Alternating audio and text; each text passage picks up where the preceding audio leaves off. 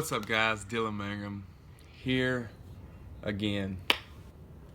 And this is my dog. Come here. Come here, boy. This is my dog, Dino. He's a good boy. And he makes me happy.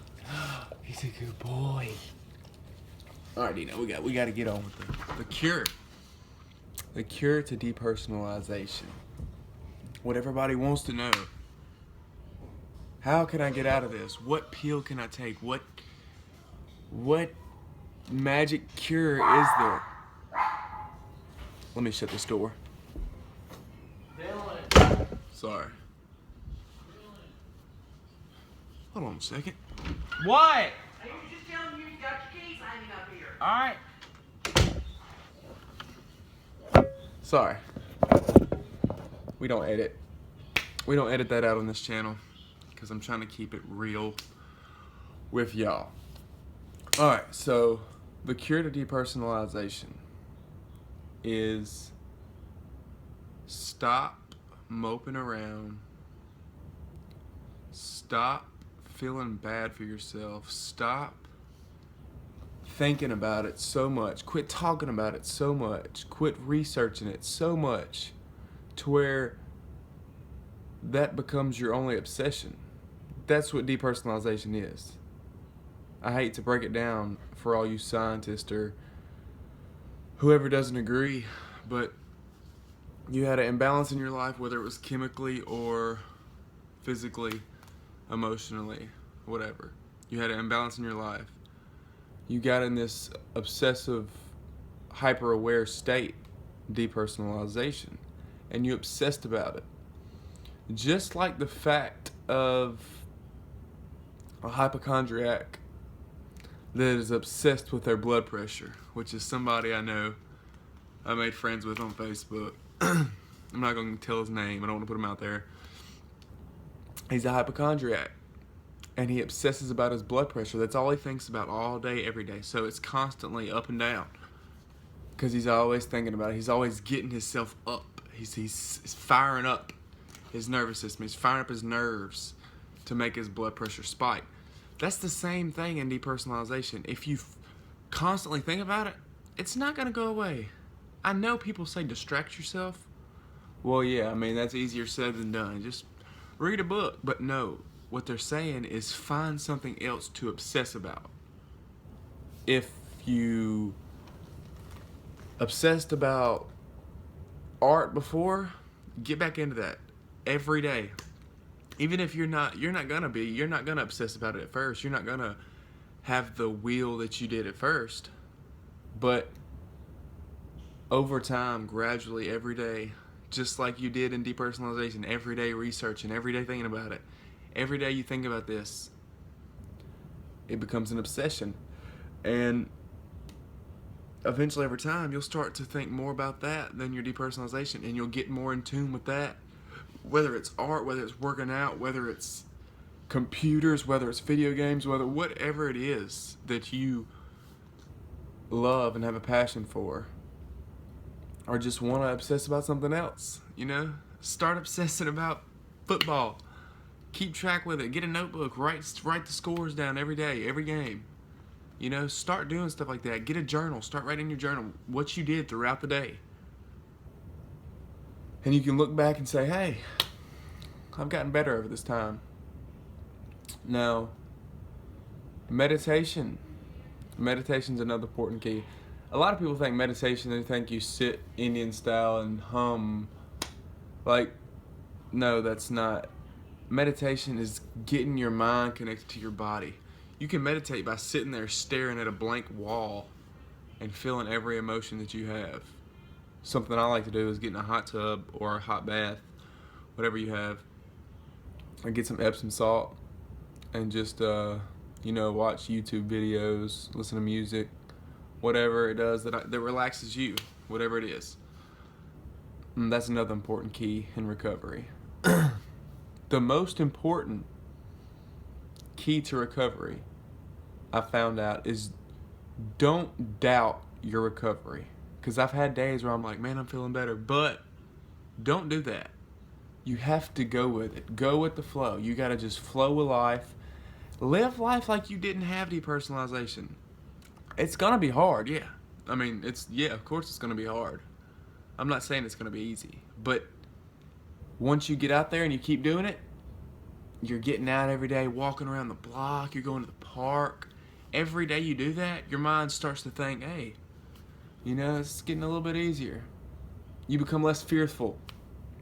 Take a guy that has a fear of snakes, and if he sat in a room with snakes for 3 weeks straight, his fear would probably lessen, or he'd have a heart attack. But you get the point. If you do something for a certain amount of time, or you do something for a long period of time that you're afraid of, the fear gets decreased. You're no longer, I'm not going to say you won't be scared of it, but it won't be as fearful. So get out there, live your life like you didn't have it before. Go get blood work done. Go get tests done, because whenever you have depersonalization, you think, oh my God, I got the worst disease. I got a brain tumor. I got brain cancer. I got cancer and it's killing me. Something's wrong with me. That's what we think. So go get your test done, get that out the way. That's one more thing that'll be off your stressful mind. So now you know you're healthy. Now's the time to act. I know you've heard people say this in videos. Act. Get out there and live your life. Go. Don't let it break you. Don't let depersonalization bring you down. Don't attach yourself to depersonalization. That's something we do. We automatically think we are depersonalization. You got to get out of that state. Don't attach your personality and yourself to depersonalization, because that's not you. That's just your perception, the way you perceive things, the way you think about the world, the way you think about how you feel. You're obsessing about something. So once you realize that it's just anxiety and it's just you obsessing over it, you're on the road. Now it's time to go down the road. And what I mean is get out and live. And we'll keep on saying it. Get out and live. Get out, walk around the block. Do anything. Stop researching so much. Get a journal. If you have to get on medication, get on medication. See, the thing with medication is it's for some people, it's not for some people. So my philosophy for me was my serotonin dropped so low, and I was going through a depressed time, and then I went to a happy time, that it just whacked out my brain chemistry. See, so like my story, quick background, I was taking a 5-HTP supplement, which is a serotonin booster, and I stopped taking that. Not thinking nothing about it, I just stopped taking them. And for probably 2 months, I didn't notice anything. And then one day I took a shot of a stout pre-workout, and I felt some anxiety. Got up the next day, and I was depersonalized. And that was about 4 months ago. And it's getting better. I can live life better than I did 3 months ago. 3 months ago, I was literally walking around my house nonstop, thinking that I was going crazy. I couldn't even lay in my bed, and it sucked.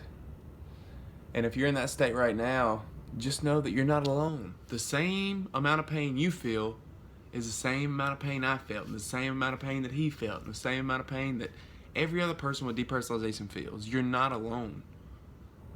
And that's a big thing. And if you can reach out and talk to somebody, message me, email me, look me up on Facebook. I talk to a few people on Facebook. I talk to one girl every day. And it helps us, to get through those days, those bad days. So that's all my tips on the cure to depersonalization. It's not a magic number of days you're going to have it. And that's another important key. Don't put a time frame on your recovery. I've said it in my other videos. Do not, if one guy said he had it for a year, that does not mean you're going to have it for a year. I think it's something that we hear and we automatically register it in our mind. If he had it for 10 years, you're not going to have it for 10 years. If he had it for a month, you may not have it for a month. Don't worry about that.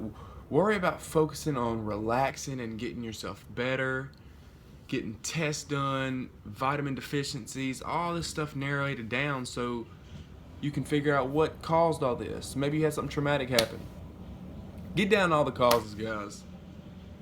Stop looking at these BS stories about these guys that make your story worse. I'm not saying their story's BS. I'm just saying it puts you in a worse position. Because in your state of mind right now, if you see somebody that had it for 10 years, you're going to think, oh God, I'm going to have it for 10 years. That's not the case.